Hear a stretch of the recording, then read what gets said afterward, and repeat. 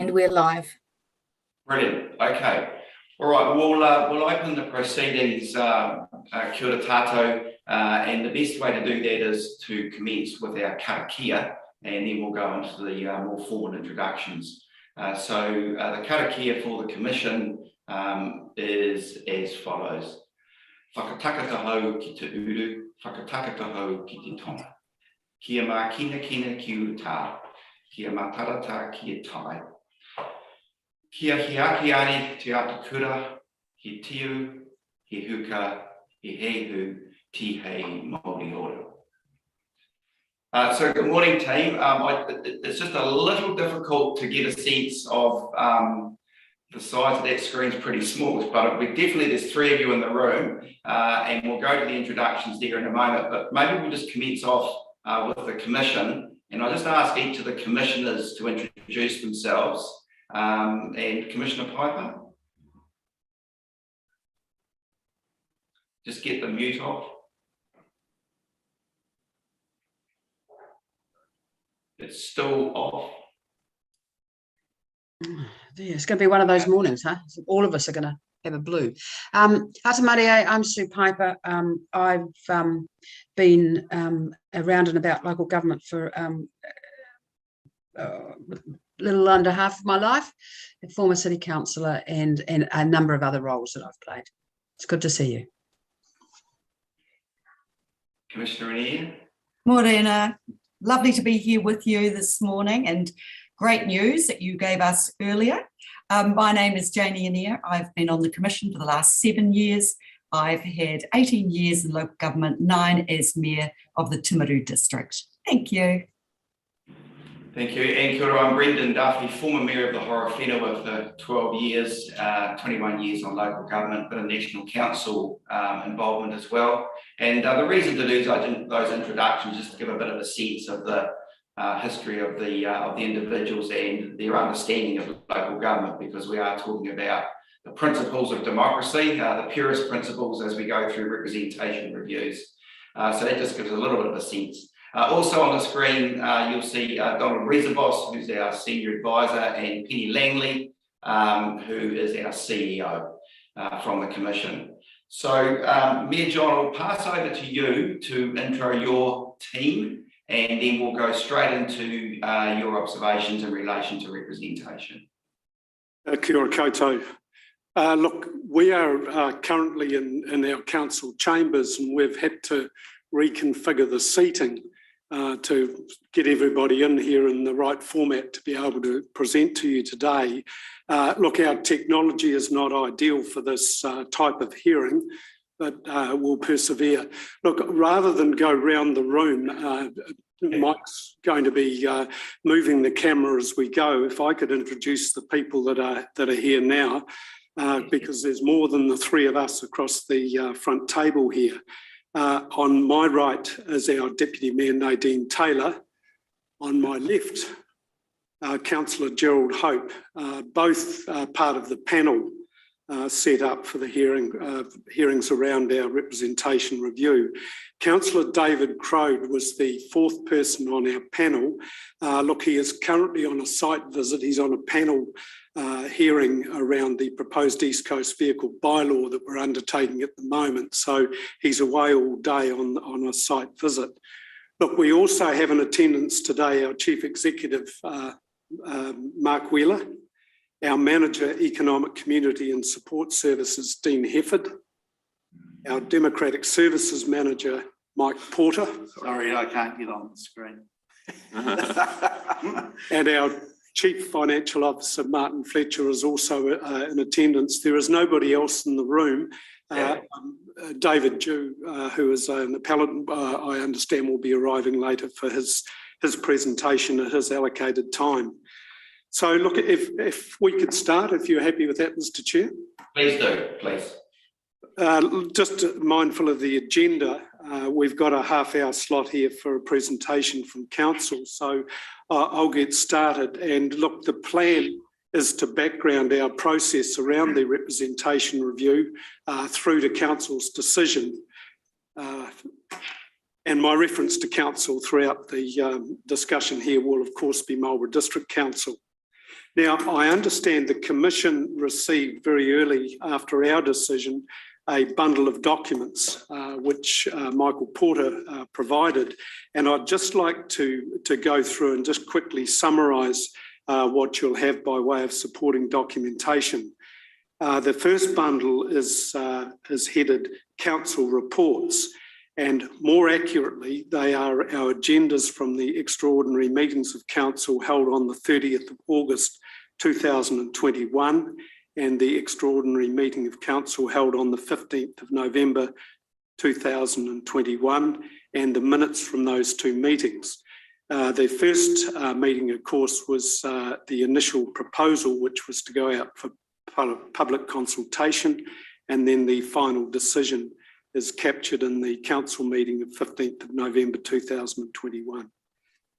The second bundle of documents is titled Maori Ward, and more specifically, that's a notice of the extraordinary council meeting held on the 21st of May 2021 and the minutes from that meeting where council resolved it would establish a Maori Ward for the 2022 local government election, noting, of course, that the Maori Ward must exist at large.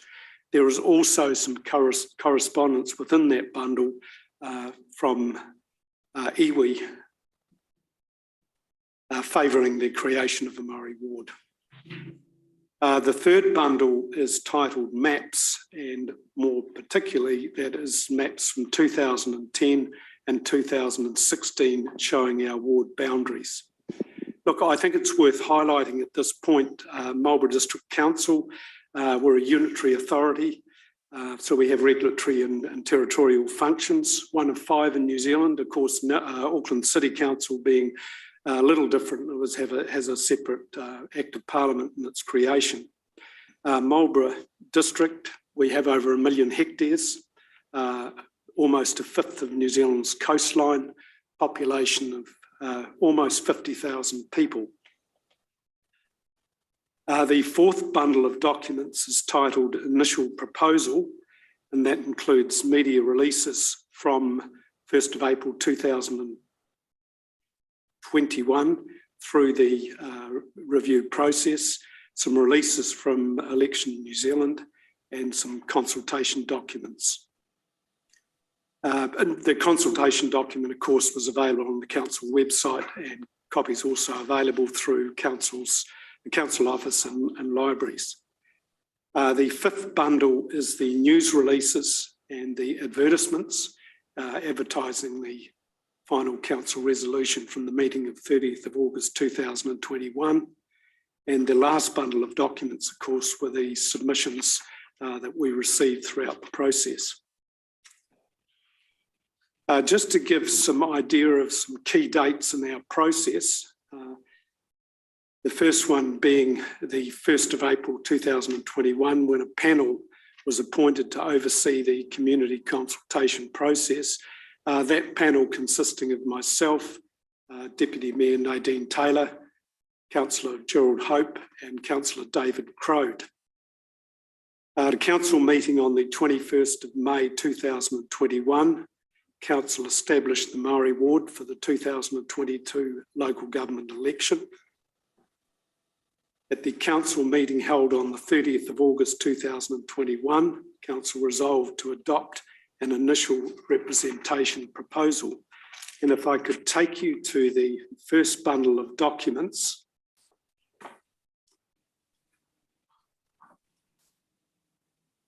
The minutes from that meeting set out the decision, and in a very brief summary, adopting the initial representation proposal, where Marlborough District Council consists of a mayor and 13 councillors, and that the ward structure of voting being the most appropriate for Marlborough, and that the makeup of the ward structure be Blenheim Ward 7 members, Wairau Awatere Ward 3 members, Marlborough Sounds Ward 2 members, and the Marlborough Maori Ward 1 member.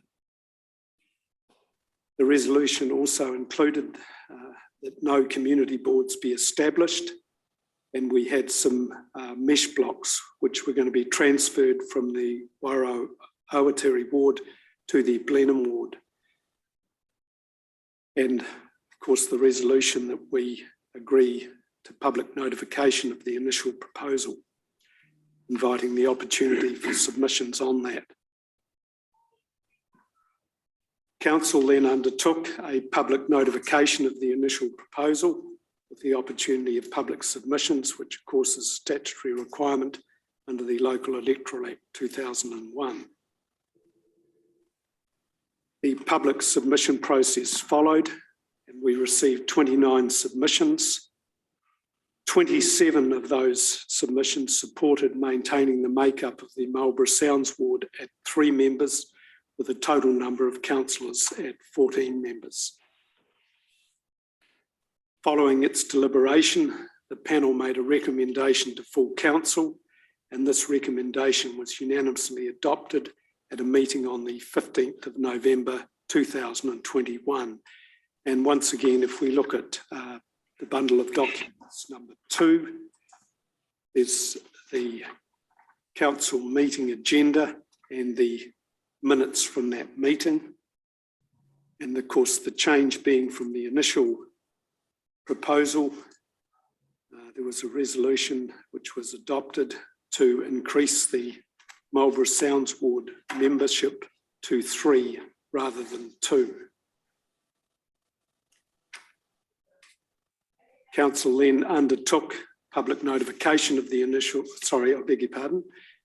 public notice of the final proposal followed, including advertising of the appeal rights. And that, of course, brings us through to today's hearing.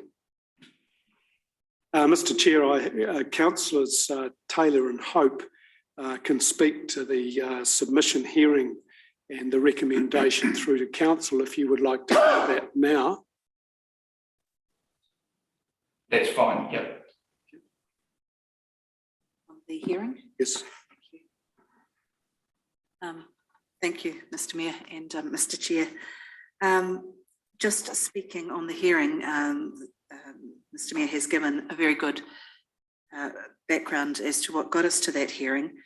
As you've noted, we've received excellent submissions, 29 submissions, 27 of which supported the isolated communities provision to be used.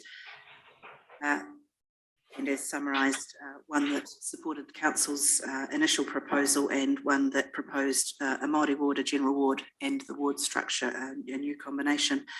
The submissions were very well thought through.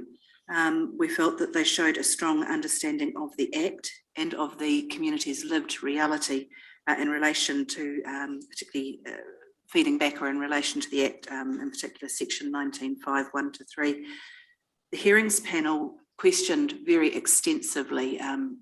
Like many hearings panels, we had time limits, but we exceeded those exhaustively through the day as we talked to the submitters. We had good conversations.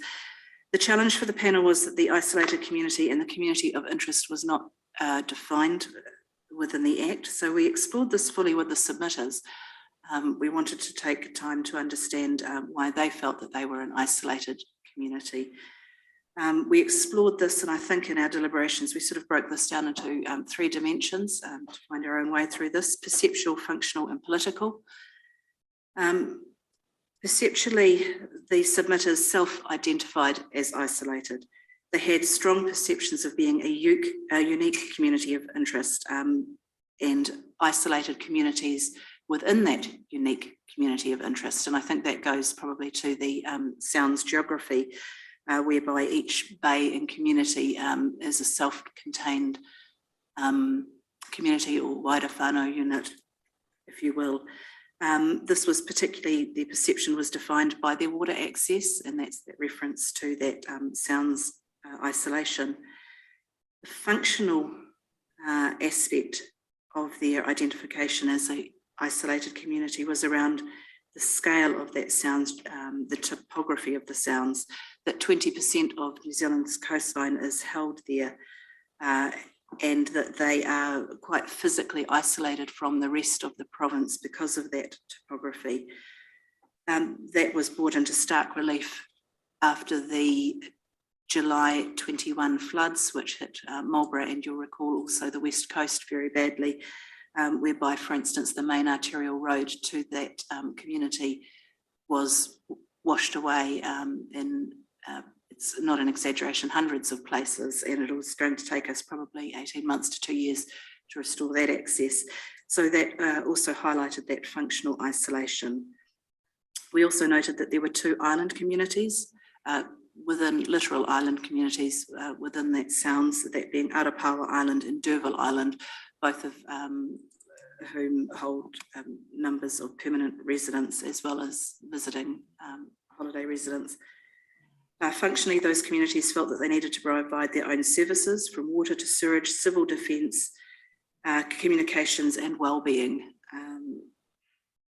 Functionally, technology also they felt kept them isolated. Their communications connectivity using technology that most of us take for granted was, in their eyes, poor and significantly worse than the rest of the province. They noted that they had no resilience in technology or roads.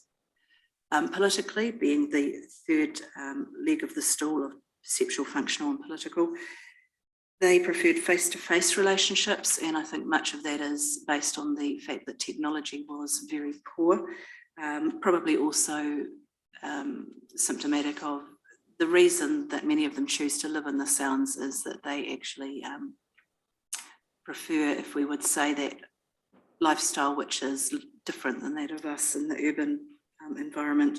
So politically, they wanted to see their councillors on site and not on screen. That was if they could indeed see us on screen. And taking that into account, we also noted, or they noted, that the time that it took for councillors to get out there was quite extreme, I suppose, if you will, when compared to the what the Blenheim councillors were able to achieve in terms of visiting their constituents. So after the hearing and considering and deliberating, we did accept that there were significant communities of interest that were considered to be isolated within the Marlborough Sounds, and came up with a recommendation that the additional councillor be added to the Marlborough Sounds ward under the Act in order to achieve fair representation.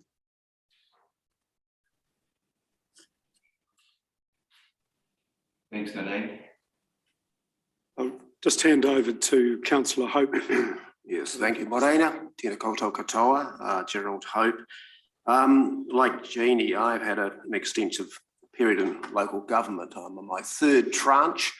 I've been 6 plus 6, and I'm now ending my third 6. So I have a feeling for how our representation within this region should be established in this case.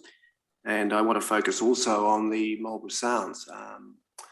So bear with me while I don't want to repeat anything that's been said before, so I've edited down my original comments.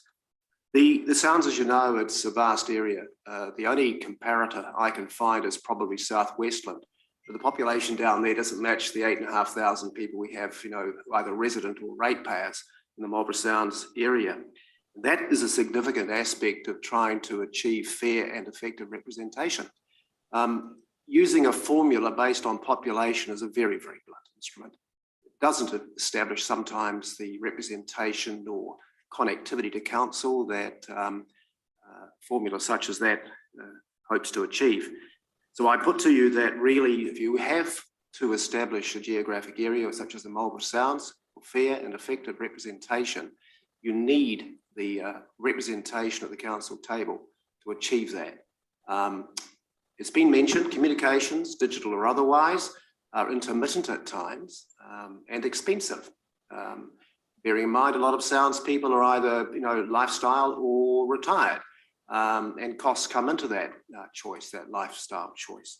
And if you do achieve digital connectivity down there, it can be expensive and often beyond means. So people are governed by the tyranny of distance, which is either by sea, by road, and occasionally by air. And it's usually when they're taking them out for health reasons. So they don't have many choices in that one.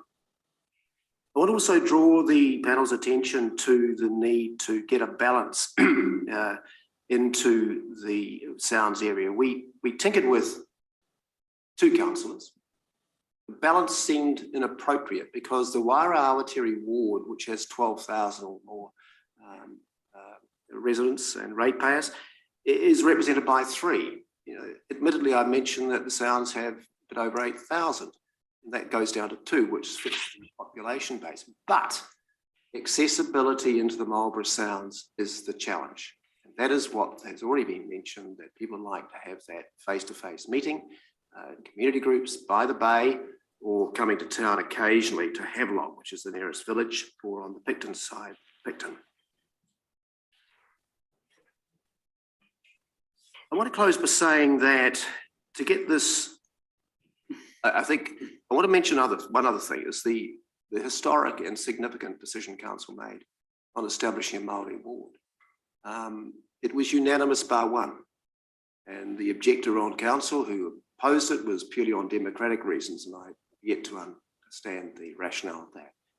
I think establishing a Māori ward was a concession and an acknowledgement to Te Reti, and it was timely, and I think it reflects the general feeling across the district. There was no strong opposition to it. In fact, I think there was more significant applause that with recognising our partnership. So in closing, we have increased the Marlborough Sounds ward for the reasons that have already been alluded to. I believe it's the right decision to provide the representation at the table. The area is huge, 20% of New Zealand's coastline. It does have a solid population base. It is not easily accessible. And I'll just close with saying COVID-19 proved the challenge is great, because getting people vaccinated in those isolated areas was the largest challenge for the top of the South DHB, Nelson Marlborough Health. That was just on the spur of the moment, but the logistics of getting people vaccinated proved that it's difficult to get people all together in one place at one time, let alone for health or for political reasons. So I hope the panel does take on board the submission by the Mayor and Deputy Mayor and my sort of wrap-up statements. I believe what the Council has adopted has been the right decision, and I'm confident that you'll reflect on our submission and support what we've decided. Brilliant, thanks, Gerald. Yeah, Mr. Chair, look, that completes our submission favour or in support of our decision that we'd made. And look, in summary, we're satisfied that our procedure that we followed complies with the requirements of the Act, and we're also satisfied that our decision reached complies with the legislative requirements. Fantastic. Okay, thanks very much for those observations that are generally overviewing the decision that you have made. I just would make the observation that we are running this whole program digitally, and it's not the easiest thing to do. So if you hear a bit of dinging and clicking carrying on or heads down, it's not that we're not focusing. There's just quite a lot going through the system. Can I just check in with commissioners, specific questions that you would like to ask, if any? Maybe can I just kick off on the Maori ward? I wouldn't mind getting clarity on the name.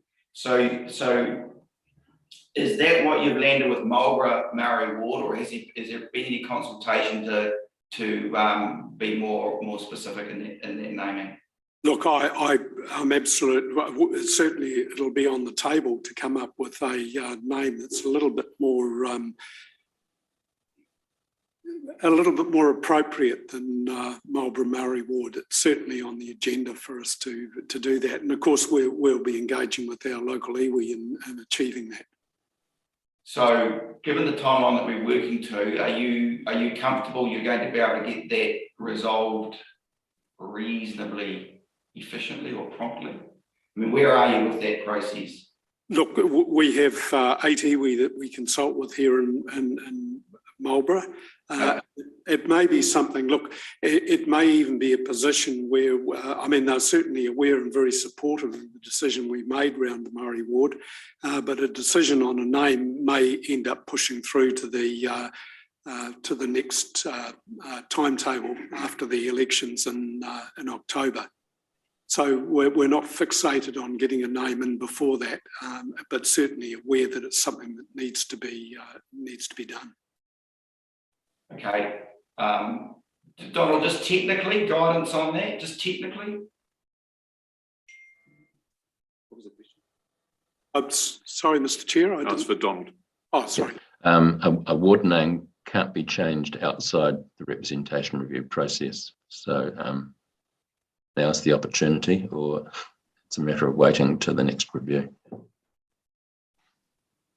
No, thank you for that clarification. And I think it was at the back of my mind somewhere. And I didn't pull it forward in the moment, but look, we are struggling a little bit at the moment just with some of the things on our plate to get, but it's definitely something that we need to deal with. Okay, we might come back to that. Commissioner Anea, Commissioner Piper.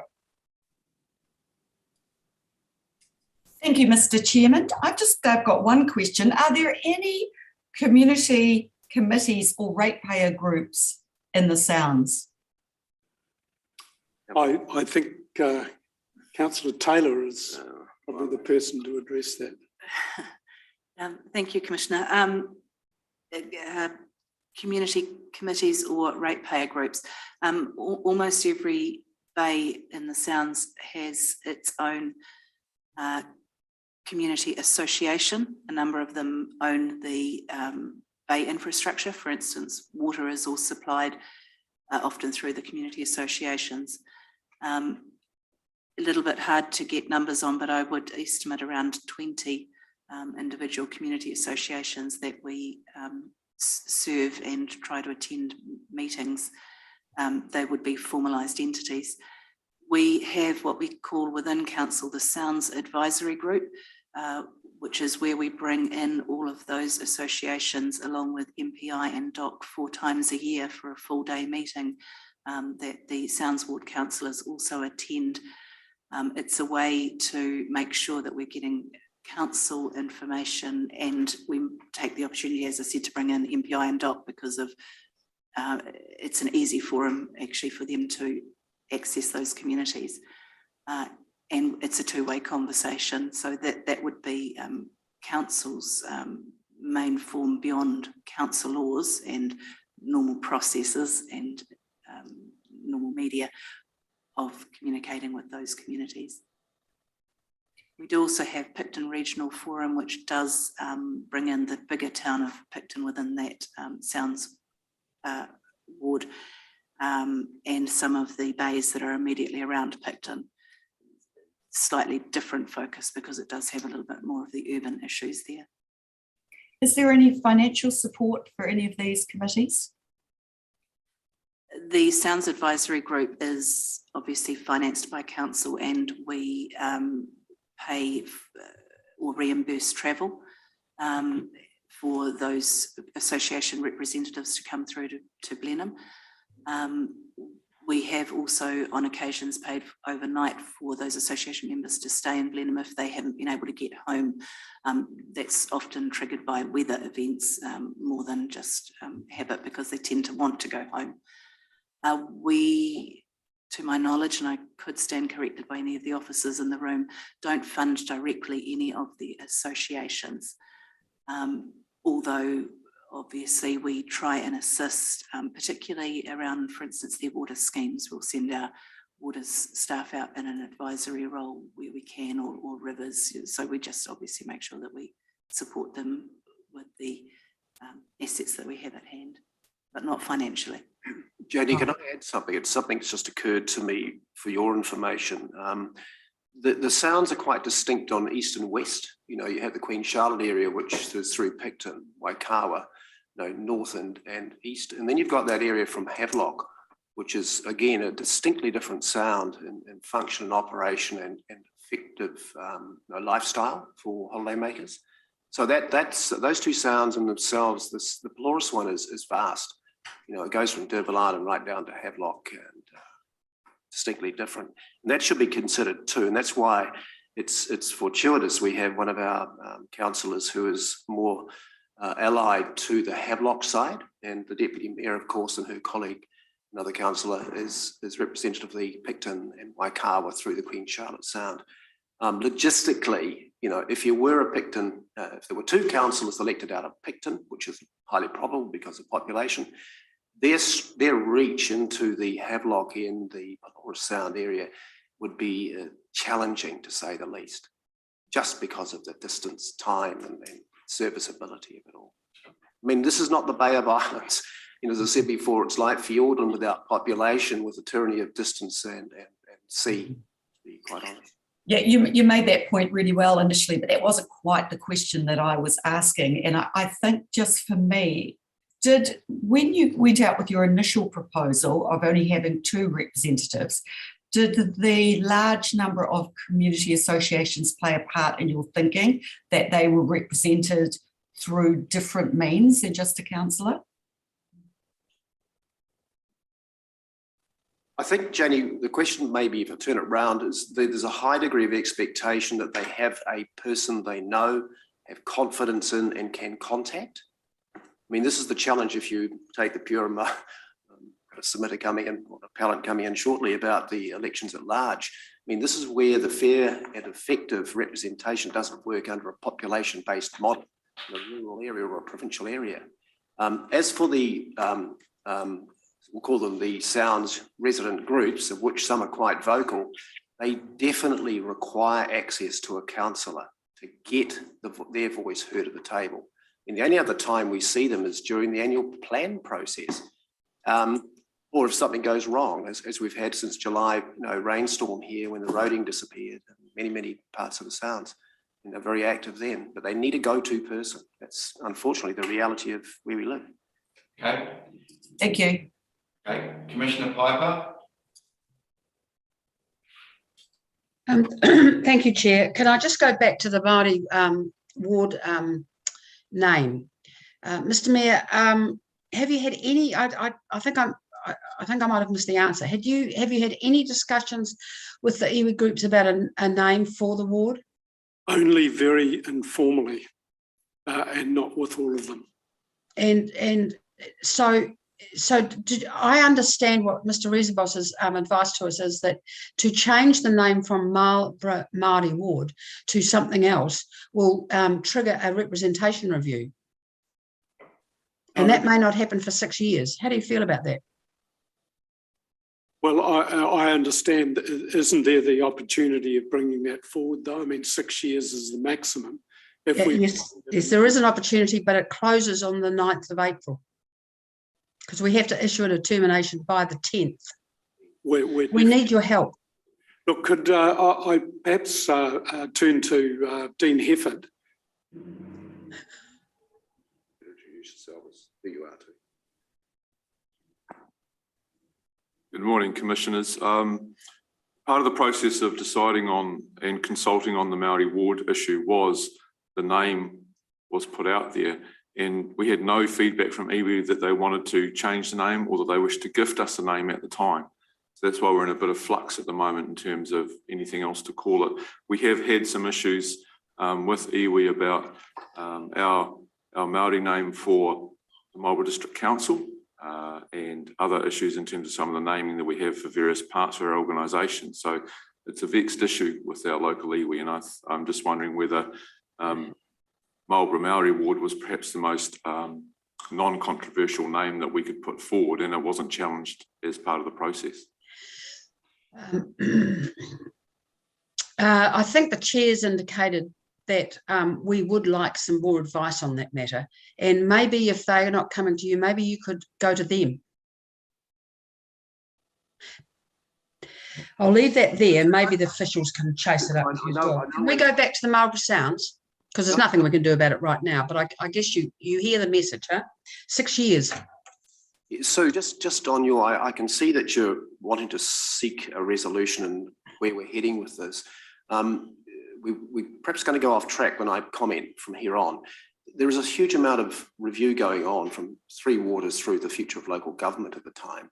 Mr. Hope, I know that, but we are talking about naming whenua. Bear with me. in a rohi. So can I move on to the Marlborough Sounds? Because as I say, there's nothing we can do about it, and there may be nothing that we can do about it over the next 4 weeks. So Can I move on to the Marlborough Sounds, please? I think you've explained why you changed your mind about 2 versus 3, and in fact, you explained it very well. Just a little bit of information about internet coverage, because I think we're all familiar with the issues about roading in the district. But what information have you got about the reliability and resilience of internet connections for the residents of the Sounds outside Picton and Waikawa, presumably, but maybe including them? We have a lot of information on that. I'm going to hand over to Councillor Taylor, perhaps to take the first lead on that. Thank you. I guess the answer that I will give is coming from experience. So I obviously live within the rohi of the Sounds ward. I've lived on Arapawa Island for some time. Obviously don't live there now because I couldn't do my service to the community from there. And precisely one of the reasons I couldn't do my service to the community from there is that, for instance, almost all of that island wouldn't have what we would call normal connectivity. Now they can connect through the most and only reliable is Starlink, which is a satellite system, which is unfortunately very expensive in terms of its ongoing costs and to move any quantity of data. And of course, one of the things that councils do so well is we package everything up in very big files and everything needs quantity of data to move. There will be much better technical explanations around the connectivity, but what I can say is that from the perception of the Sounds people, their submissions to us, and from my experience of living there or trying to connect with them, even telephone, what we would call cell phone connectivity, is intermittent. Significant black spots, and the comment that I often get from a constituent is, right, I'm pleased I've got you, I've had to drive to the top of the hill to make this phone call. So, anecdotally, it is very difficult for them just to rely on it in the way that we would. And I think that is one of the reasons why they really do rely on the face-to-face. When we are out there, they have us, and they have us for all of the issues. And they can corral all of the issues, and so we will often go for a long period of time or for a day and make sure that we see everybody in the community. Yes, and again, so I think that the link between that poor connectivity and the need to have boots on the ground, people out in front of those constituents, is very strong. And I have to say, as one of the 3 Sounds ward sitting councillors at the moment, it's very time consuming, and it's very difficult to discharge your duties, your governance duties, and also to be out there in those isolated areas, making sure that the representation. Oh, thank you for that. And just before I move on, I've got one more question. How often do you sort of go out with your, almost sounds like a clinic, a travelling clinic? It is a little bit like a travelling clinic. The honest answer is certainly not as often as we would like to, and not as often as we should. But I mean, are we talking 3 or 4 times a year, or once a year, or 10 times? Probably not 10 times, but yeah. No, well, we would try and we would attend every community association AGM between us. We will cover those so that once a year every association has a full day with us, and those agendas are large. We'll obviously, as I've said, we bring them in 4 times a year. Beyond that, we will go out as needed. So for me, it would probably equate to 2 days a month extra or additional beyond those community associations. That good.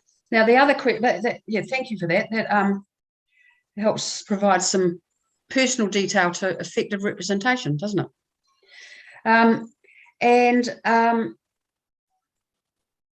Oh, hang on, one more. I've just got to go to another page of our report. No, you've done that. So thank you very much. That's very helpful. Good, okay. Could All I right. just add a comment around the connectivity? Council has received over the last few years some very high level reports around getting better connectivity into the sounds, and it's absolutely clear the reason why it isn't happening is of the cost factor. It is prohibitive, particularly if it's loaded onto the people living in the sounds. Sure. We certainly take a strong advocacy role and assist where we can in the different community groups in their submission to some of the powers that be. Okay, thanks, Mayor John. What we'll do now is bring in Mr. Dew, and Penny, you'll carry out that art form. Yes, so I'll bring Mr. Dew into the meeting now. I understand he might be having some technical difficulties with audio, so I'll just push the buttons here to bring him in. Hopefully he will respond. Then I'm not sure whether he will be able to hear us or whether we'll be able to hear him. We'll just need to test that out. Okay, no problem. Okay, that looks promising. I think he's moving into the meeting with us now. Excellent. Okay, Mr. Dew, can you hear us? If you can, if you could pop your video on and unmute yourself, that would be great.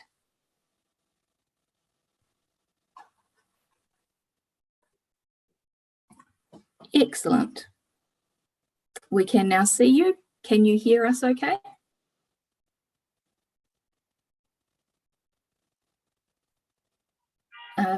If you can just unmute your microphone.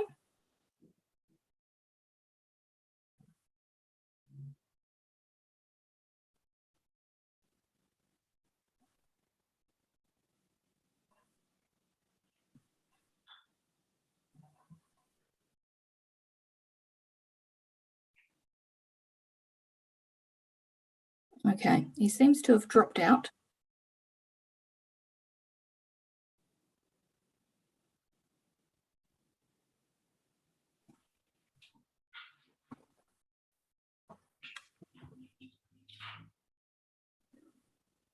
I'm afraid at this point there's not anything that I can do until because he's no longer logged into the webinar. He has popped in and out several times through the course of this morning, so may very well pop up again. The other thing that we've done, because he is having some difficulties, is we've sent him the information on how he can join via telephone. So he may well choose to do that, but we might just need to have a moment of wonder. Okay. Can I perhaps offer a solution? I mean, his office is probably less than 5 minutes walk from here, and it may be possible perhaps for him to come down here and present from the chamber here. Yeah, absolutely. I was just going to ask, where does Mr. Dew, where is he based? So any offer of assistance would be greatly appreciated. I mean, we all know the challenges of running these sorts of forums. So we've got time, and just can I suggest that maybe the rest of us go on mute, Penny? Sure. Let me give Mr. Dew a phone call and see if we can do anything about it. The offer of him coming into the meeting room with you rests solely on your COVID protocols. So that would be your call. Dean's just on the phone to him now, so. Okay, thank you. Then I won't ring him, then I won't get through. A 5 minute walk, probably 7 for David. Yeah. Okay, so why don't we accept that nothing much is going to happen until 10 o'clock? So we'll just take an adjournment, okay? Leave the screens going, turn your mutes off or whatever. But we'll just chill out until we've got this sorted. Thank you. Okay? Thank you. Adjourn for the moment. Cheers.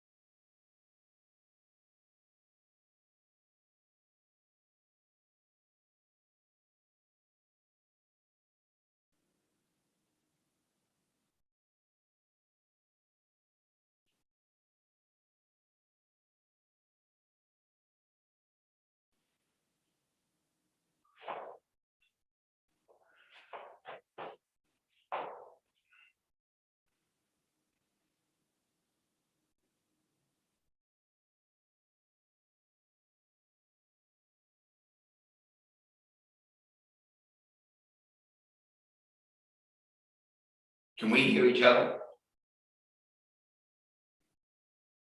Yes, but everybody else can also hear anything that you say. Oh yeah, no, I was just checking on that. Yeah, that's fine.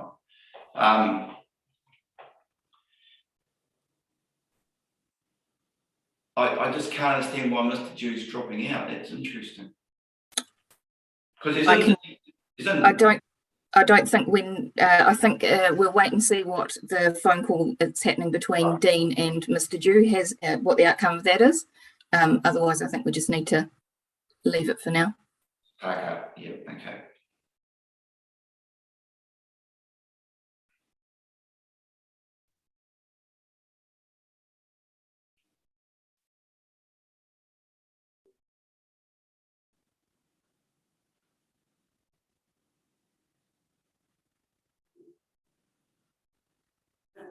It's Mike here. David is trying another connection at his work. If that doesn't work, he's going to get on his bike and get down here. Okay. We'll run him from in here. Okay. I've set up another desk so he can sit there quite happily. Okay, thank you. We're okay with our COVID protocols. It's fine.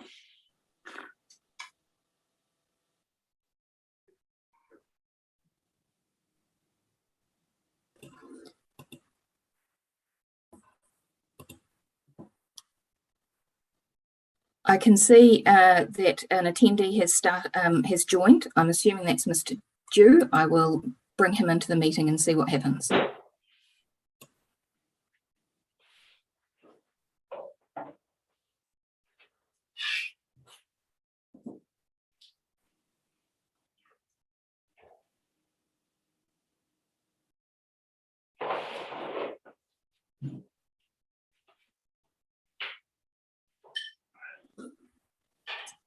Mr. Dew, are you there? Can you hear us?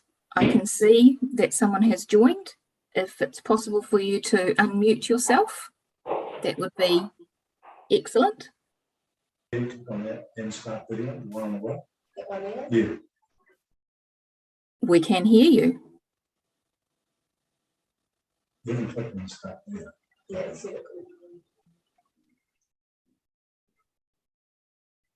Click on it. You've got to click on it.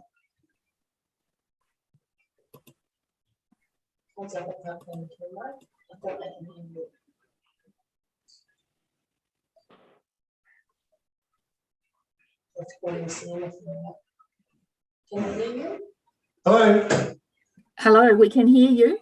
Yeah, so I'm having some trouble hooking up with your system, but anyway, as long as you can hear me, that's the main thing. Okay, if that works enough for you, then I'm happy. Okay, yeah. Great, excellent. I'm not that pretty to look at anyway, so. We were obviously just waiting for you to be able to join. So some of one of our commissioners has just popped away, and I think that the council possibly is on a very short break as well. So if you bear with us, we'll get ourselves back online, and then you'll be able to speak to the commissioners. Okay, well in the meantime, I might try and get this video running. Absolutely fine. Yeah, that sounds great. If you can, if not, we can hear you very clearly. Thank you.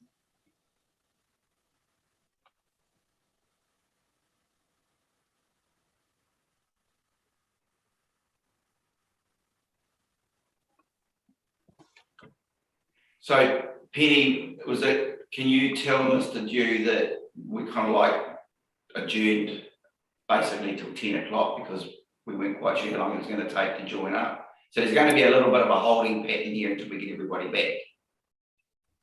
Okay, well, so he can hear you, Brendan. I don't need to tell him that. Okay, thank you. Okay.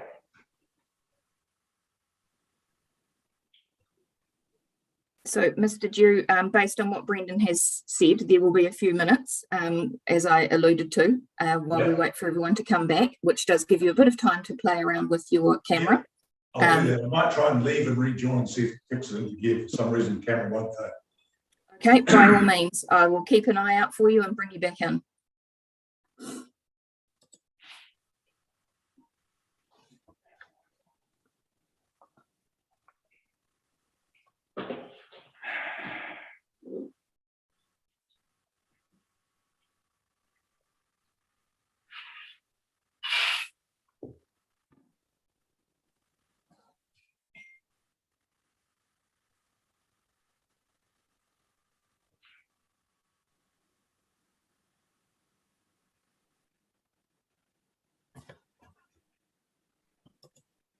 Okay.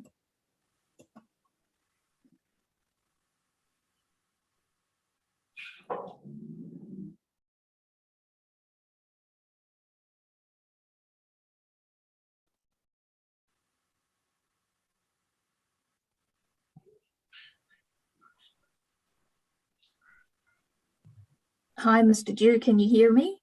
Yes, I can. Still can't get this camera to run for some reason. Okay. Unfortunately, there's nothing that I can do at this end to be able to help you out. Ordinarily, there are some options that I can do to try and ask an attendee to put... Yeah, no, that's okay. We're just bringing our computer people to see what's wrong with this thing. Okay. It's something at our end, I think. Okay.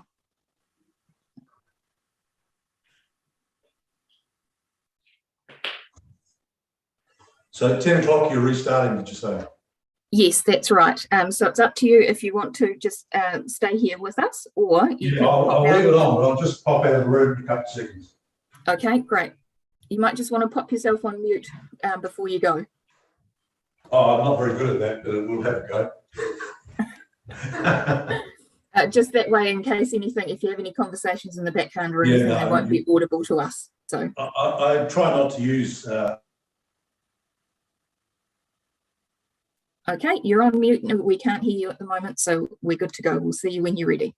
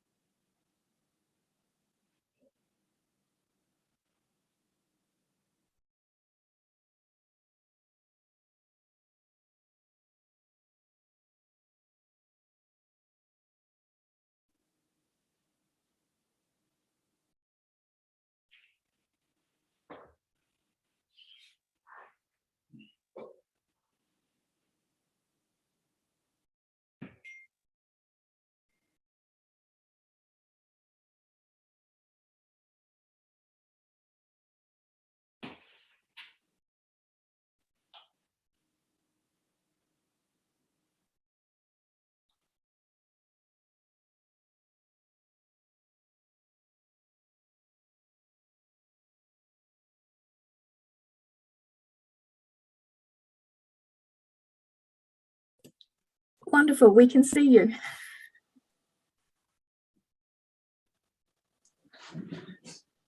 Hello? Hello, we can now Can you see hear us? and hear you. Yes. Well, I've got the camera, Yeah, look it up. but we can't get the sound. Now, No, you've got to unmute it. I did unmute it. We can hear you. Why the hell have we got sound? We can hear you. Things on the back again. What things?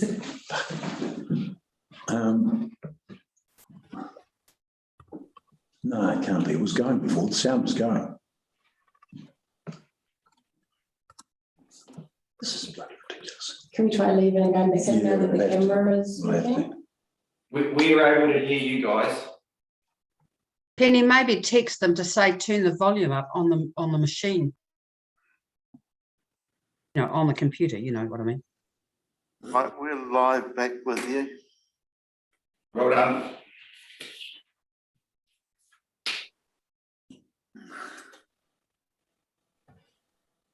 Mayor John, we're getting closer to getting Mr. Dew on screen. We've seen him. we've heard him, but seemingly he's not hearing us. So he's acknowledged that it's at his end. So we'll just give him a bit more time. Yeah, Dave, trying to get David to do things.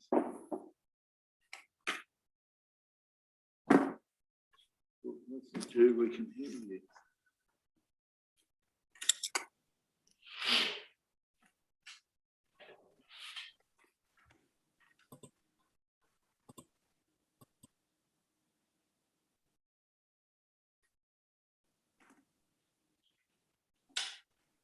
Okay, so we've got everybody back.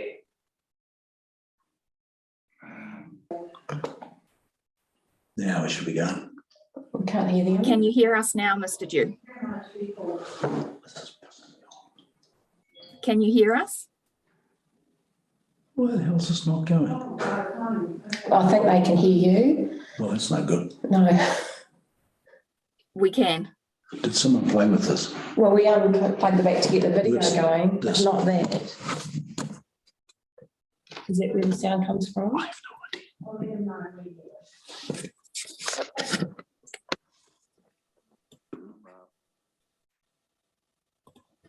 We were to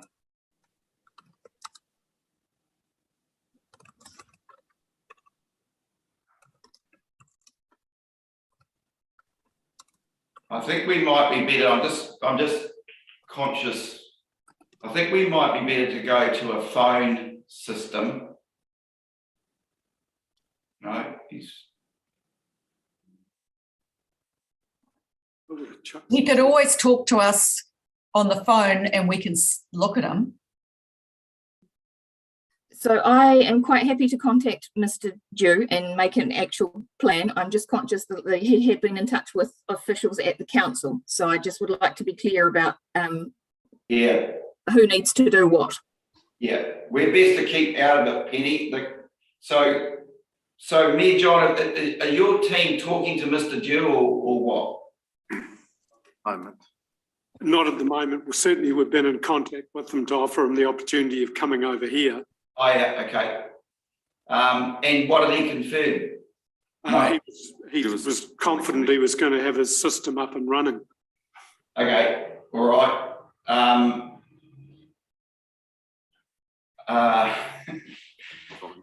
Well, this is a world record. I'll let you know that much. We haven't had this level of complexity in any of the hearings so far. So this is another learning one for us. I just feel uncomfortable holding people up. We've got Dean Heffernan phoning his office now. It's muted. That's on now. We still can't hear them, can we? Hello, Mr. Dew. We can hear you. Can you hear us? Yeah, we can start the video, but we can't hear them. We can hear you. It's a legit. That work? That's Samsung with a 2K speaker. That would be this one. That's what we were on, wasn't it? Unmute your speaker.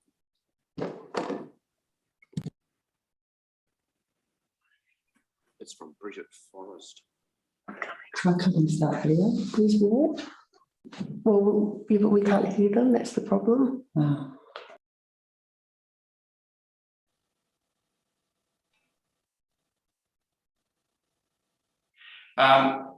Look,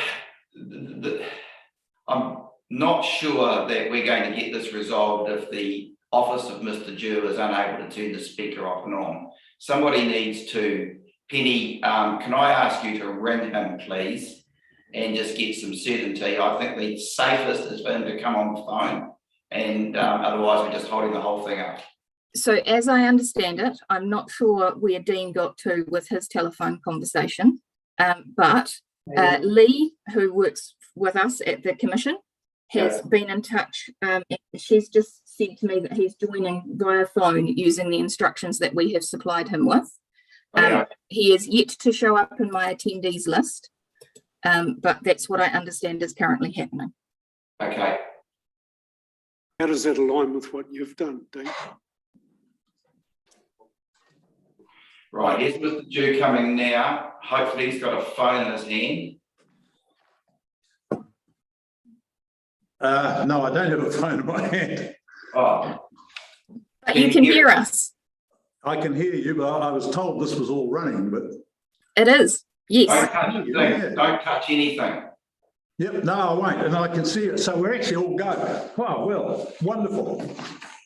Welcome, Mr. Dew. Yeah, thank you. Now, just as an introduction, my name's Brendan Duffy, the chair of the commission. You'll see fellow commissioners Sue Piper and Janie Anea, and the team from the Local Government Commission Office, Donald Reesabos and Penny Langley.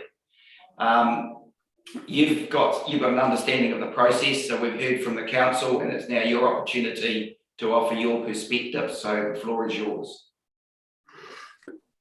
Thank you, Mr. Chairman. I don't know all of your backgrounds in local government. I know of Janie's, having met her once some years ago. My starting point, which if you look back at the document the MDC issued when they made their initial decision, and I'll just find that for you.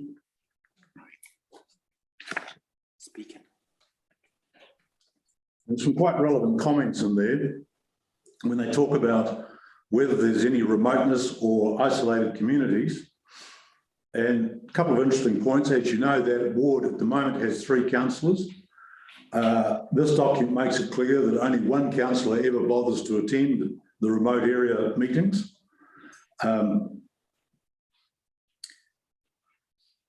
There's then a discussion about connectivity and so on, and all of the councillors are satisfied that there's sufficient connectivity with even the isolated parts of the sounds that they don't need further representation. There's quite a number of quotes in the original decision about that. And for example, the Deputy Mayor says, although she was born in another part of the Marlborough area, she's quite happy representing the sounds because she now lives in Picton. So it's quite a rational and well-reasoned document for their first decision. And then you move on to looking at the ultimate decision they made. And I think there's a point to be made here. If you look at who made representations to the council, they will be lucky if there's 2 groups that you might even consider to come from an isolated area. The bulk of them are people from either Waikawa, Federated Farmers, Environment Centres, rural advisory groups, Rye Valley Progress League, all trying to say or lobby for an extra councillor. And yet when you look at all those people, not one of those groups was isolated that did the lobbying with council. There is 2 groups I think you could consider might be in that category. One was the Sissy Bay group and the other was a Penzance Tuna Bay Property Owners Association. Most of those groups are pretty small and represent very few people. So for some reason, having heard that, councillors then did a flip and decided that all of these people represented isolated communities, which, for example, Rye Valley is on a state highway to Nelson. I don't know how they could possibly be considered isolated.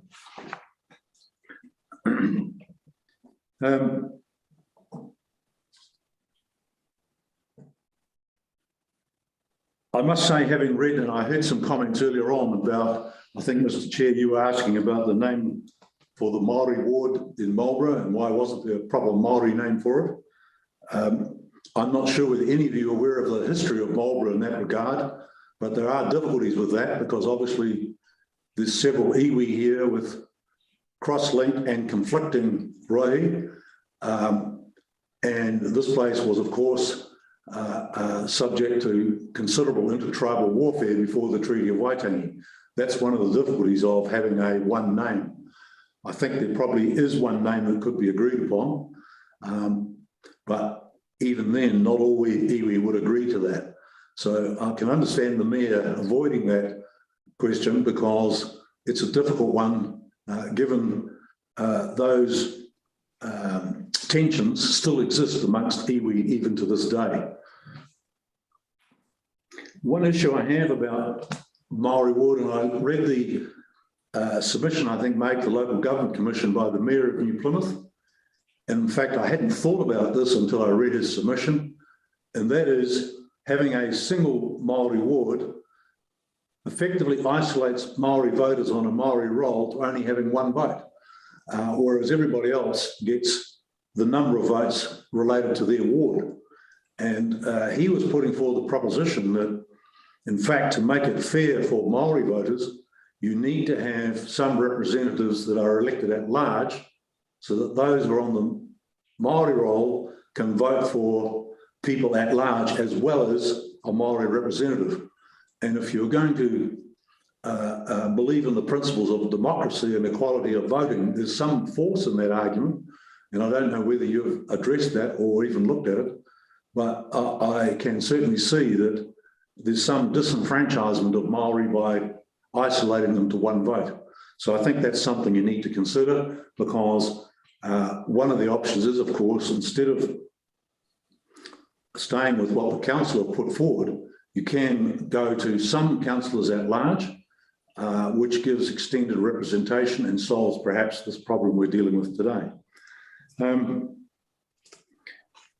fundamental problem I have with the council's position is, if you look at the authority for doing what they've done under section 19V3A1 of the Local Electoral Act 2001, that's the only authority for non-compliance with equality of voting.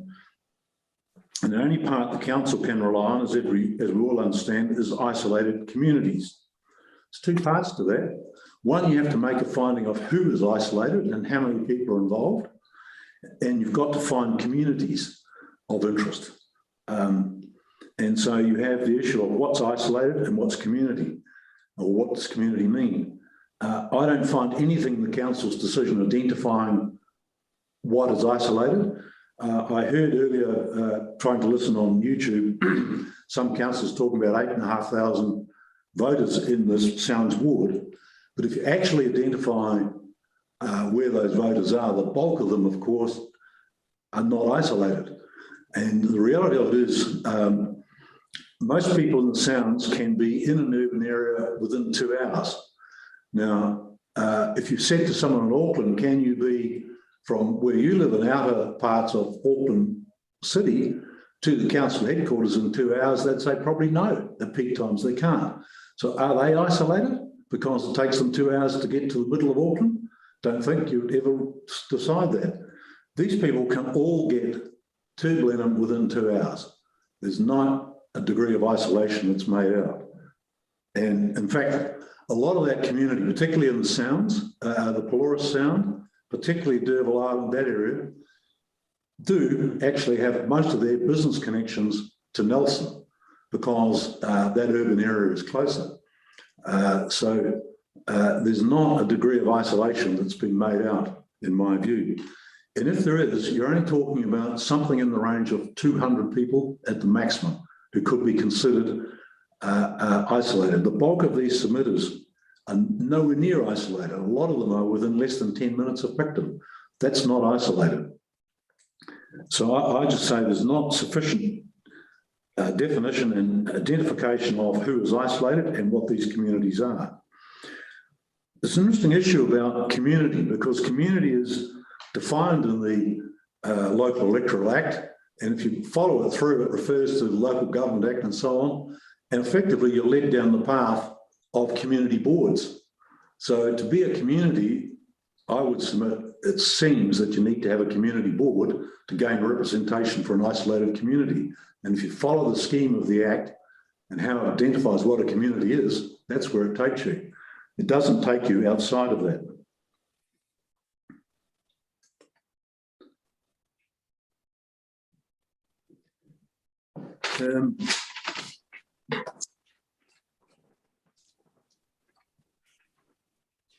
So look, that's the essence of my submission. I just don't think isolated communities have been identified at all. And in terms of what does isolation mean, perhaps to give you some relevance, Jamie, the people who live in Tekapo don't think they're isolated, and yet some of those people probably are just as far away as some of these people who the Marlborough District Council are looking at giving 2 extra votes to. So, you know, you've got to have some proportionality about considering what isolated means. And it's interesting, the council originally were very happy with the concept they did not have isolated communities. And it's only after lobbying that some of them changed their minds. So in essence, those are my submissions. And Mr. Chairman, as no doubt your staff have told you, I've been down this path for many years because I don't believe in anything other than equality of voting and democracy. And I'm sure that there are people in the world who would agree with that concept. We don't have rotten boroughs and all those things of historical significance that used to be part of the so-called historical democracy. And to me, there has to be some exceptional reason before you depart from a simple one person, one vote balancing arrangement. And you have to specifically identify which these isolated communities are and whether they need representation. And that just hasn't been done today. Okay. So that's the essence of it. Thank you, Mr. Duke. I'll just check in with commissioners if there's any specific questions that you would, Commissioner Piper. Thank you, Mr. Dew. Did the Rye Valley submission submit that the Rye Valley was an isolated community? They were submitting in support of maintaining an extra councillor. I don't think they got the fact they weren't isolated. And if you look at all the submissions, Federated Farmers won. Well, what are they doing involved in it? Because the reality of it is, if you look in the outer sounds, there's almost no farms left out there. Okay, thanks.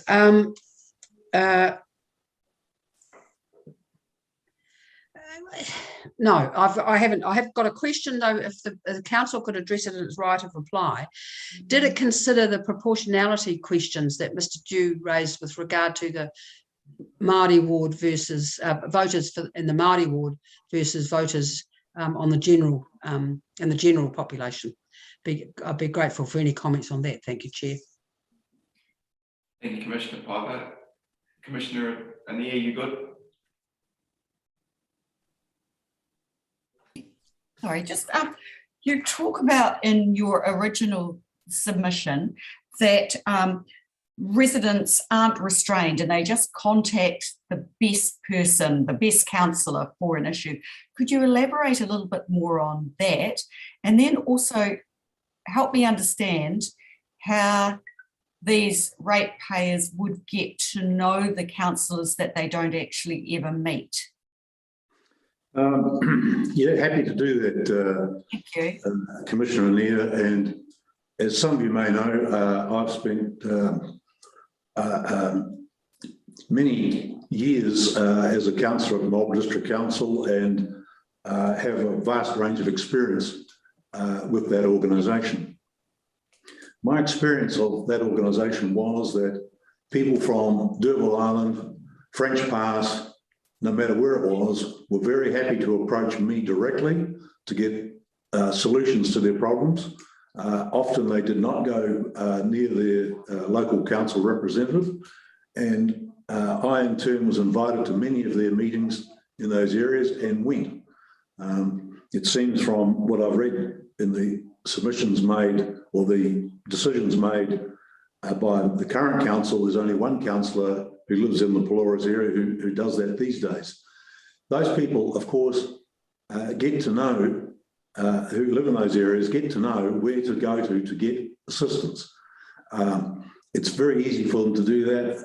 They all are linked on email, internet, newspapers, whatever. They are not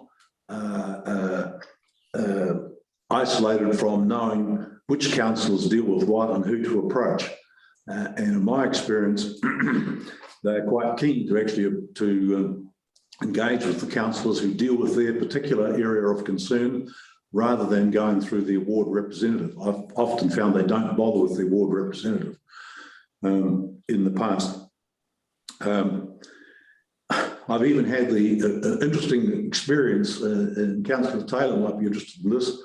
I've been asked to go to Picton by a Picton councillor to deal with the issues of Picton because that councillor was struggling to deal with it, attending that meeting and then having that councillor join the people who were against the council and lobbying against the council, which was a funny thing for a councillor to be doing. But once again, those people had no concerns about approaching a councillor from outside of their region to go and talk to them. Thank you. Just on that connectivity, can I explore that a little bit more? In your experience, do you believe there is good connectivity throughout the Marlborough Sounds? Yes, I do. As you may know, I'm a lawyer and still a practicing lawyer. I have clients all through the Outer Sounds. I have not the slightest difficulty contacting them to deal with their legal issues. And that's almost instantaneous by email or by phone. And most of those people have internet and I have no issues whatsoever with connecting with those people. And some of them live on Derville Island, no issue at all. Thank you very much. Just a question for the council to possibly address in their right of reply. So I think I'm correct in that it was a unanimous decision for the initial proposal, which was the 2 councillors. So, and I think especially Deputy Mayor, if you could comment why you voted for that initially and then why you changed your mind for the final proposal would be really helpful. Thank you. Thank you very much. Okay, Mr. Dew, we're done. So thank you for the observations that you've made. Essentially from now, we will offer the opportunity for the District Council to prepare their right of reply. We'll take a bit of a break while that occurs and then we'll come back for that part of the process. I think you will know that by the 10th of April, we have to have all our decisions resolved. So we've got quite an amount of work in front of us, but thank you very much for those observations that you've made. Yeah, thank you, Mr. Chair, and I will leave the meeting now if you don't mind. I'm well behind on dealing with some clients because of the delays we've had, which are not your fault. So thank you for your tolerance and putting up with getting this thing connected, and we'll look forward to the decision. No worry, connectivity. We'll get there. Well, you can see, even in an urban area, it's not always what it's made out to be, but you can revert to old technology to get things done. Brilliant. Thank you. Okay. Okay.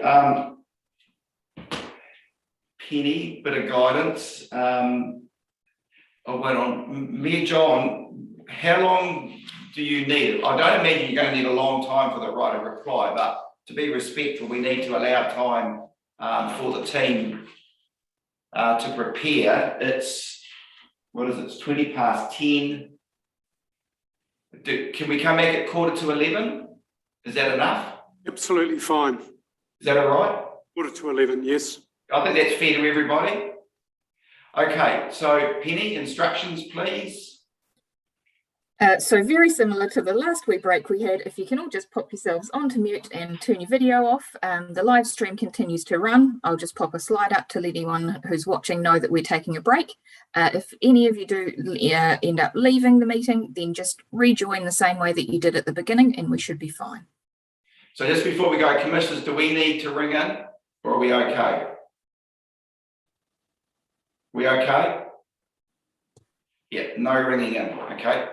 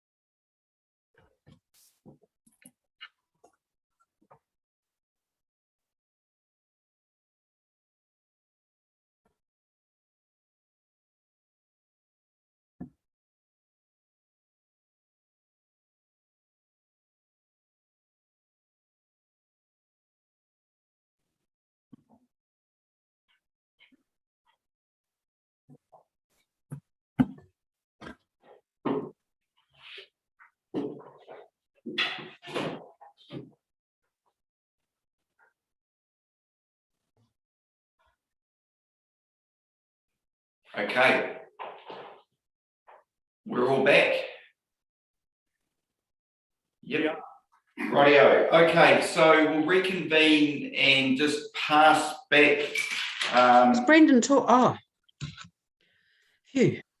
Sorry? No, I was wondering why I couldn't hear anything, and that's because I had the mute button on my computer, which I suspect was Mr. Dew's problem. Okay, so we're passing back to Mayor John for right of reply. And Donald will just make sure we pick off the questions that we've had lined up. So we're in your hands. Yeah, thank you, Mr. Chair. And look, it's intended that we will share the responses to some of the matters raised by Mr. Dew. Look, I've got to say from the start, and look, but I'm sure it's not lost on the commissioners, Mr. Dew made a number of sweeping statements and generalisations with no real factual basis to them, and hopefully we can pick a few of them off and deal with them. The first comment he made was around the initial proposal that council decided upon. What I will say is that was following our discussions around population formulas, and we certainly tried to meet that criteria without looking too far ahead at the time around isolated communities and communities of interest. So we came up with a proposal that sort of fitted that formula. But look, that's only the start of this process. The initial proposal must then go out for public submission. And it was during that process that we refocused around making sure, I mean, we're local government, we understand all the principles of having access to decision makers and so forth, but the Act's very clear around that population formula. We understand that. And you've heard from both Councillor Taylor and Councillor Hope on the nature of the submissions around those isolated communities and communities of interest. So I'm quite satisfied that we dealt with that, and it was dealt with in a proper way. If you look at the final decision made by council, we have addressed some of those issues to bring it within that isolated community of interest. As to the submitters, Mr. Dew mentioned that most of them weren't from those isolated communities or communities of interest. I'll take you, for example, to the Kenepuru and Central Sounds Residents Association. It's clear on their website, and we've had it verified before through our annual plan submissions. They represent a wide variety of people in the Kenepuru, particularly in Central Sounds area.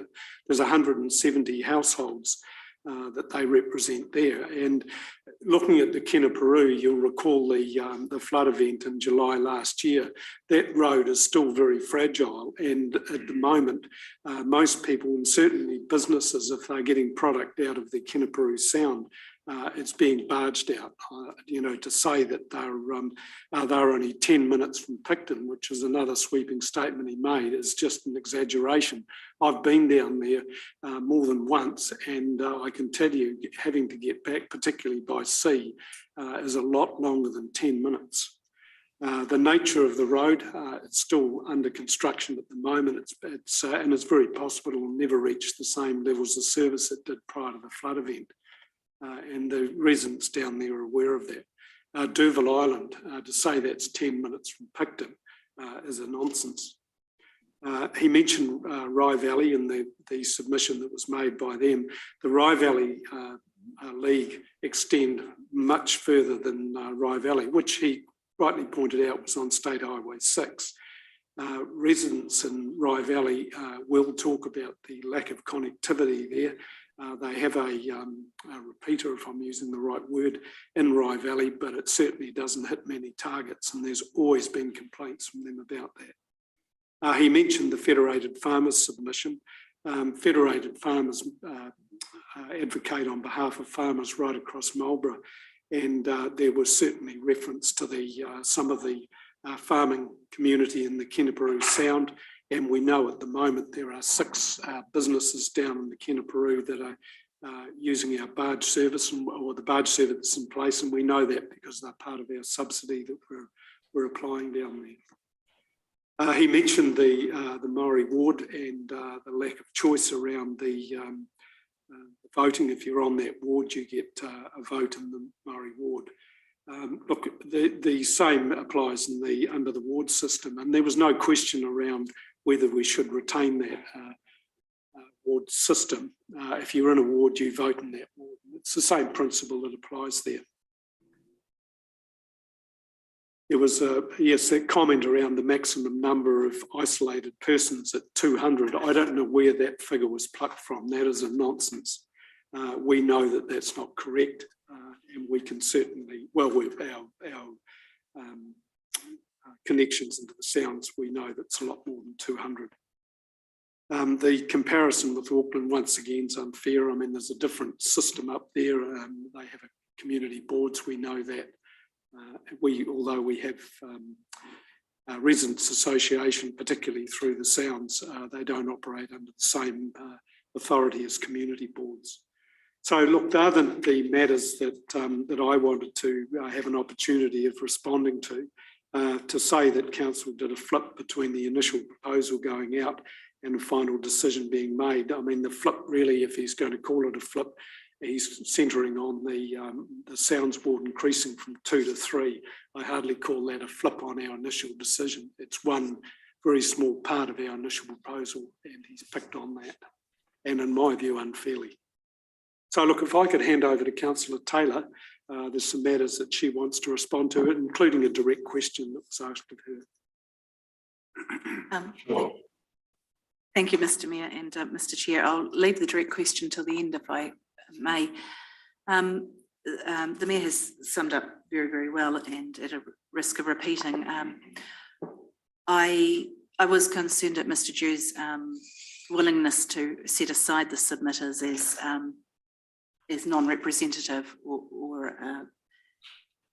and in doing so as almost of non-consequence. I had a quick look through my written notes that I took at the time of the hearing, and I noted that we heard from Tennyson Inlet, from representatives that covered Penzance Bay, Duncan Bay, Sissy Bay, Kinaparu and Central Sounds, which is indeed an entire sounds. Some of these submitters obviously covered, discussed sub-bays from their wider catchment, from Hopewell and from Motapu Bay.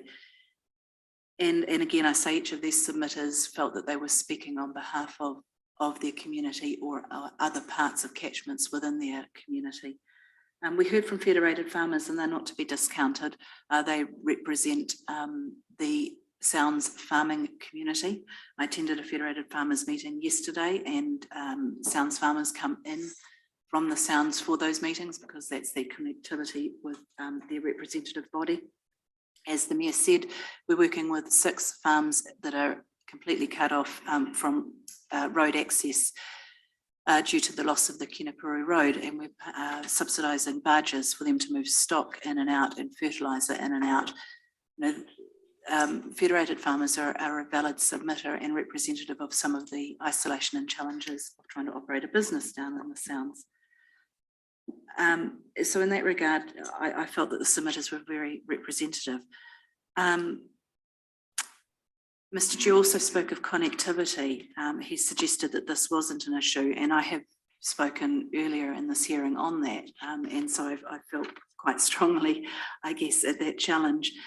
I think that submitter Leanne Schmidt summed up some of the connectivity's challenges very well, and again from my written notes from the hearing, she, in summary, I'm summarising, said that they were not seeing improvements in connectivity technology. She said that the copper wire service is due to be withdrawn, and that will then move them significantly to over internet services. And as we've established, the internet is a problem for them. So the copper wire, which might have given them better connectivity, we know is being withdrawn from the network. She spoke of their non-resilient power system with blackouts. She spoke of the Rural Broadband Initiative, RBI2, which is a government initiative either being not available, not accessible, or not affordable. And that's something that I hear a refrain constantly from that community. And in summary, and I I have written this down and I'm sure it is in the recordings, she wrote that connectivity is getting worse. Leanne is known as an expert, somewhat of an expert in sounds connectivity. That is her occupation as well as her passion. Mr. Dew spoke of his time as a councillor, and I just stress I didn't actually cross in time with Mr. Dew as a councillor. I was elected in the next term after he had resigned. So he makes some commentary around being called into the Picton Sounds ward, which I can't comment on because I wasn't the councillor of the time. But I did question him during the hearing because he did make that statement during the hearing. And I was curious and asked him if his role, significant profile as a local lawyer, might have been an influence on his popularity. And he, I think, again from my notes, said that yes, that could have been the case, that legal issues were something that he was called on. Now, I'm not suggesting that no Sounds ward constituents would not call on another councillor. Of course they will. And if they have a legal issue, they may well seek a councillor who is versed in the law. But what we hear as their local councillors is quite simple, because their understanding of the democratic process is like all of ours, just very linear, quite straightforward. They say, we voted for you, so we're coming to you. You put your hand up to represent us, so we're coming to you. And that is what I think the Sounds ward councillors would mostly hear from constituents. Not to say they won't use others, but there's a very high expectation. If your name was on a piece of paper and you put your hand up to do the job, then you jolly well get on and do the job for us. He spoke of isolated communities and numbers of people. And I struggle with this because I don't believe his numbers were correct and that it's only 200 people. But I think that democracy isn't about the numbers of people. It is about the effective and fair representation. So I really didn't myself give that much weight to that. D'Urville Island has a small population of Italy. It's only about 40 permanent residents in the 150 square kilometres. And Arapawa Island, which I mentioned earlier being our two big islands, has around 50 permanent residents. But I think as a councillor, those 40 and those 50 are no less entitled to full and fair representation and having a councillor in front of them than anyone else. And I can say it is difficult to get, particularly to D'Urville Island and back in a day. So, you know, part of the challenges there. I think leaving the question till last from Commissioner Inia, why did I vote as I did in the initial proposal, and why did I change my mind? And again, apologies, Commissioner, I'm summarising there. It wasn't a flip-flop. I think that we need to be clear on that. I think for me, it was process in action. And my fellow councillors would laugh because process is a word that I use a lot in council. I voted as I did in the beginning because we went through a thorough process as a subcommittee or a group of councillors to review this. We looked hard at the Act. We looked at the plus or minus 10% population formula. We looked at the isolated communities provision. We considered all the different options for a fair and effective review. We were cognizant of the 2010 and 2016 decision by Council and the Electoral Commission to give weight and recognition to that isolated communities. But we also wanted to test it again. It was at our 6-year review, and we needed to make sure that we weren't just rolling things over. I think for me, it was out of abundance of caution that I voted as I did, because I wanted to let the process go ahead and I wanted it to be tested. I was also mindful, I have to be honest, of not wanting to be accused of patch protection. It's something that a trap that councillors can fall into. And we must make sure we rise above that, because this is about the population, the community and how they see democracy. So for me, I wanted to test the evidence by way of submissions and the hearing process. So while it hurt a little bit to actually say that perhaps the communities may or may not have been as isolated as I thought. I wanted to make sure we tested that. We did test that. Mr. Dew calls it as a result of lobbying, and that's the word he used just previously. I would say it was a result of a robust submission process, well considered and well thought out submissions, and a robust hearing process, whereby the whole province had the ability to come to the hearing, and we heard from those communities who really saw themselves as isolated. It certainly was not lobbying. And after sitting through that hearing, we went into deliberation, and again, I relied very much on my colleagues to make sure, out of an abundance of caution, that I wasn't pushing something that could be considered as self-interest. But we were unanimous. We went through that process that I spoke of earlier, assessing the perception, the functional, political, which I thought was a good framework in which to assess those submissions. And we came to a unanimous decision, which was endorsed unanimously by our fellow councillors. I hope that's answered the question, but I am happy to answer. Well done. Yep. Okay. Councillor Hope, there's a couple of points that he'd like to make, if Mr. Chair, if that would be okay. Sure. Yep. Yeah, well, I won't take the Commission's time. It really is just a wrap up of areas that perhaps we could focus on to clarify your thinking. We appreciate the legislation is strapping out your options for addressing what we've submitted today, but I think it's timely that we look seriously at how we are affecting representation in a region such as Marlborough, which, as I said at the beginning, is geographically challenged. It's vast in its scale, and for a population which is relatively small. Looking at the single transferable vote, which has really just been passed over today, we effected that in 2004, and it certainly brought a crisper edge to the electoral results. The single transferable vote has worked effectively well for us, and it will do, of course, with the Maori ward. I focus on that simply because, you know, if we went to the full extent of, you know, one man, one vote, as submitted Dew said, you'd end up with the population areas, which are larger, obviously, producing the majority of the councillors, and that doesn't meet the fairness test or threshold, in my opinion. If one man, one vote, elections at large were to be brought in, I think it would diminish democracy in this district. It works well. STV is an exceptionally good and fair system, and proven to be so since 2004. I'm going to close by saying to you that, you know, this is the time for change. I think we're going through it. Sue Piper alluded to the fact we are confronted with the future for local government through water, and a whole raft of changes coming through with the RMA.